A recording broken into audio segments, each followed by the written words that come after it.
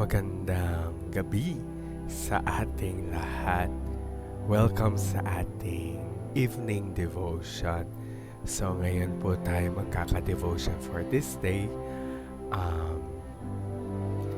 Pero itutuloy pa rin po natin ang ating devotion. Samahan niyo po ako sa ating opening prayer. Amang nasa langit, nagpapasalamat po kami sa iyo sa banal na sandaling ito. Nagpapasalamat kami dahil hindi na kami mga dayuhan o taga-ibang bayan, kundi kami ay kabilang na sa iyong sambahayan, sa iyong pamilya. Panginoon, sa mundong laging nagtuturo sa amin na maghiwa-hiwalay, paalalahanan mo po kami ngayong araw kung ano talaga ang ibig sabihin ng pagkakaisa. Sa lipunang laging sumisigaw para lang marinig, turuan mo po kaming makinig sa isa't isa ng may pagmamahal. Sa panahong napipilitan kaming patunayan ng aming sarili, tulungan mo po kami alalahanin na sa iyo kami kabilang. Habang binubuksan po namin ang inyong salita, buksan mo rin po ang aming mga puso. Patahimikin mo ang mga ingay sa aming isipan at ang mga bigat sa aming dibdib. Bumaba nawa ang iyong espiritu at mapuno kami ng iyong kapayapaan. Naway hindi lang kami makaalam, kundi mabago ang aming mga buhay. Ito po ang aming dalangin sa pangalan niyo. Amen. Ang ating pong teksto ay makikita sa Efeso 4:1-16. Kaya't ako na isang bilanggo dahil sa Panginoon ay nakikiusap sa inyo na mamuhay kayo gaya ng nararapat sa mga tinawag ng Diyos. Kayo'y maging mapagkumbaba, mahinahon at matiyaga. Magparaya kayo dahil sa inyong pagmamahal sa isa't isa. Sikapin ninyong mapanatili ang pagkakaisang mula sa Espiritu sa pamamagitan ng kapayapaang nagbubuklod sa inyo. May iisang katawan at iisang Espiritu. Kung paanong may iisang pag-asa na para doon kayo'y tinawag ng Diyos. May iisang Panginoon, iisang pananampalataya at iisang bautismo. Iisang Diyos at Ama nating lahat. Siya ay higit sa lahat, kumikilos sa lahat, at nananatili sa lahat. Ang bawat isa sa atin nakatanggap ng tanging kaloob ayon sa sukat na ibinigay ni Kristo. Ganito ang sinabi ng kasulatan. Noong umakyat siya sa kalangitan, nagdala siya ng maraming bihag at nagbigay ng mga kaloob sa tao. Anong ibig sabihin ng umakyat siya? Ang ibig sabihin niyan ay bumaba muna siya sa mga kailalimang bahagi ng lupa.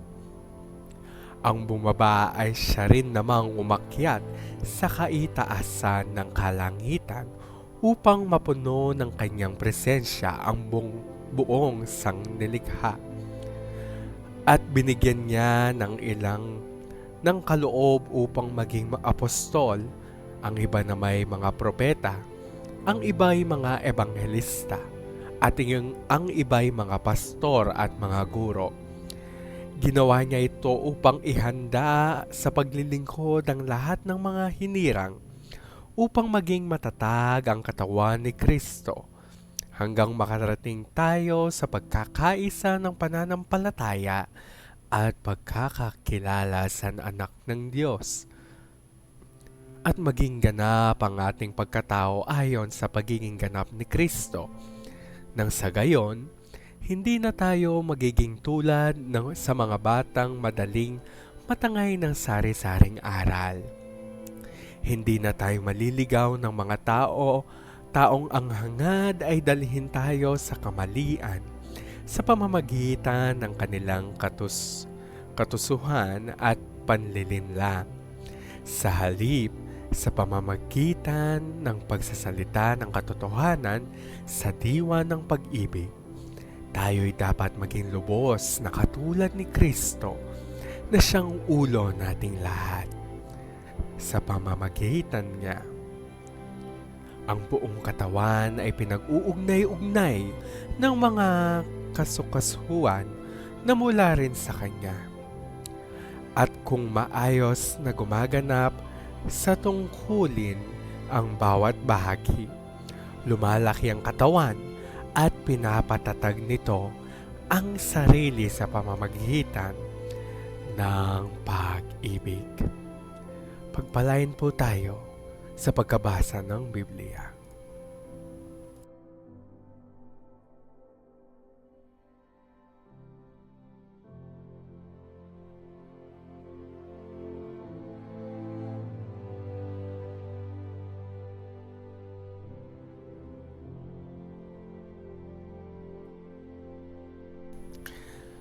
Mga minamahal na brothers and sisters in Christ, bago tayo lumalim sa ating pagnilay-nilay, unawain muna natin kung saan isinulat ni Pablo ang liham na ito. Si Apostol Pablo ay hindi sumusulat mula sa isang komportableng opisina o tahimik na kapilya. Siya ay nasa tanikala. Tinawag niya ang sarili niyang bilanggo dahil sa paglilingkod sa Panginoon. Isipin niyo po iyon. Sumusulat tungkol sa pagkakaisa habang siya'y nakahiwalay. Sumusulat tungkol sa kapayapaan habang siya'y nasa bilangguan. Ang iglesia po sa Efeso ay sari-sari. Meron pong mga Hudyo, merong mga Hentil, may mga mayayaman at may mahihirap, may mga alipin at may malalaya. Meron pong mga pilosopo, merong manggagawa. Iba't iba ang kanilang pinanggalingan. Iba-iba ang wika, iba-iba rin ang kultura.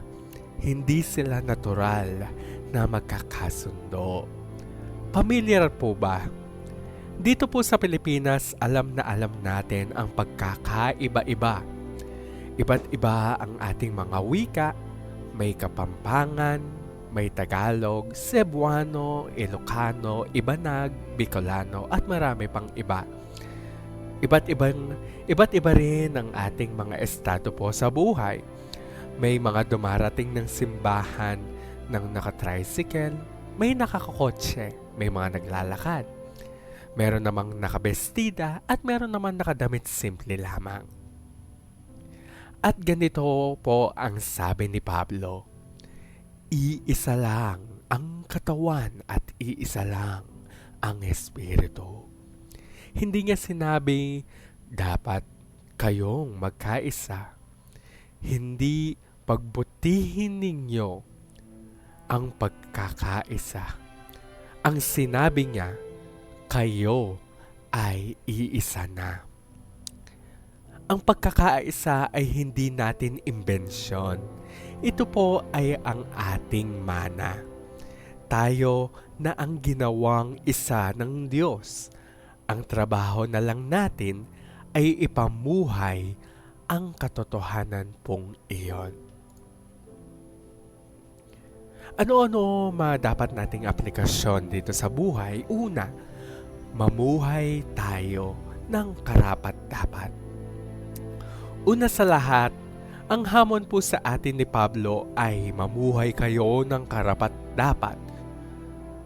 My dear brothers and sisters in Christ, ano ba ang tatak ng tunay na Kristiyano? Hindi ito yung inyong kasikatan, Hindi ang dami ng alam sa Biblia, hindi ang posisyon sa simbahan. Ang tatak daw ni Jesus ay ito, kababaang loob at pagtitiis. Magpakumbaba tayo, maging mahinahon tayo, at magtiis. Hindi lang sa sitwasyon, kung hindi sa isa't isa. Totoo naman po, di ba? Minsan, ang pinakamahirap mahalin ay ang mga tao sa loob mismo ng simbahan. Naiinis tayo sa estilo ng pagsamba, nasasaktan tayo sa komento ng ating mga kapatid. Kinukumpara natin ang pastor natin sa ibang pastor. May sama pa rin tayo ng loob mula sa meeting or pulong na ginawa natin 5 taon na at nakalipas. Pero, sabi ni Pablo, magpasensya kayo sa isa't isa dahil sa pag-ibig. Huwag po nating kalimutan, iisa ang ating Panginoon. Pangalawa, iisa ang katawan, iisa ang espiritu. 7 beses inulit po ni Pablo ang salitang iisa sa 3 talata lamang, 4-6. Iisang katawan, iisang espiritu, iisang pag-asa, iisang Panginoon, iisang pananampalataya, iisang bautismo, iisang Diyos at Ama ng lahat. Kapag sinabi nating iisa, ibig sabihin, wala nang puwang ang ako lang. Hindi pwedeng sabihin nating mahal ko si Jesus, pero yung mga tao niya, wag na lang. Hindi pwede ang naniniwala ako sa Diyos, pero puno ng plastic ang simbahan. Ang simbahan ay hindi hotel para sa mga santo. Ito ay ospital para sa mga makasalanan. At tayong lahat, tandaan niyo po, tayo pong lahat ay pasyente dito. Sa ating United Methodist tradition, hindi lang natin sinasabi ang pananampalataya ko. Ang sinasabi natin, ang aming pananampalataya. Hindi tayo nananalangin ng Ama ko, nananalangin tayo ng Ama namin. Tayo ay magkakaugnay, hindi tayo nag-iisa. Pangatlo, ang bawat bahagi ay gumaganap ng sariling gawain. Ito ang pinaka-paborito po nating bahagi. Binanggit ni Pablo ang mga kaloob, apostol, propeta, ebanghelista, pastor at guro. Pero hindi lang siya tumutukoy sa mga pastor or obispo o mga opisyal po ng simbahan. Sinabi niya na ang mga kaloob na ito ay ibinigay upang ihanda ang mga pinili ng Diyos sa kanilang gawain. Alam niyo po ba kung ano ang ibig sabihin nito? Ang ibig sabihin nito na ikaw, yes, ikaw po, ay ministro. Ang nanay na nagluluto ng pagkain para sa feeding program, ikaw ay ministro. Ang mga tatay na nagkukumpuni ng mga sirang upuan sa simbahan, ikaw ay ministro. Ang mga kabataang tumutugtog sa worship team kahit kinakabahan, kayo po ay mga ministro. Pamilyang nagbabahagi ng grocery sa kapitbahay, ikaw ay ministro. Sa katawan ni Kristo, walang ekstrang parte, walang di importanteng miyembro, Walang second class citizen na sinasabi. Ang mata ay hindi pwedeng sabihing, ayaw ko ng kamay. Ang paa naman ay di pwedeng sabihing, ayaw ko ng tenga. Kapag masakit ang kalingkingan, ang buong katawan ay nahihirapan. Kaya kailangan natin ang isa't isa. At panghuli, magsalita ng katotohanan sa diwa ng pag-ibig. Narito po ang hamon sa ating mga Pilipino.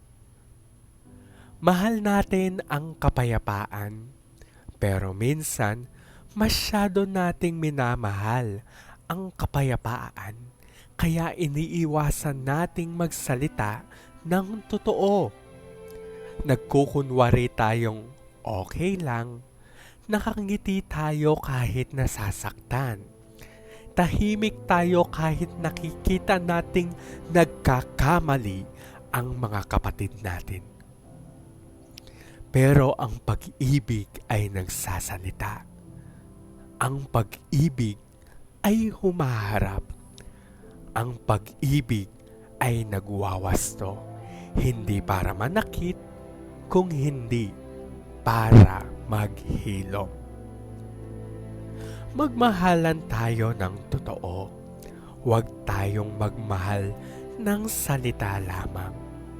Magmahal po tayo ng may katotohanan at may gawa. Magsalita tayo ng katotohanan. Ngunit sabihin natin ito ng may pagmamahal. Hindi pag-ibig na walang katotohanan. Iyan ay peking pag-unawa lamang. Hindi katotohanang walang pag-ibig. Iyan naman ay pananakit. Kundi katotohanan sa pag-ibig, iyan ni Jesus dapat. Dito po tinapos ni Pablo ang bahaging ito ng maganda. Sabi, lumago tayo sa lahat ng bagay hanggang sa maabot natin si Kristo. My dear brothers and sisters in Christ, hindi po tayo perpekto. Hindi po perpekto ang mga pastor natin.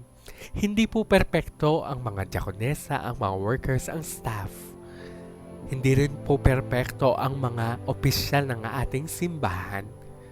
Hindi rin po tayo perpekto bilang isang kongregasyon.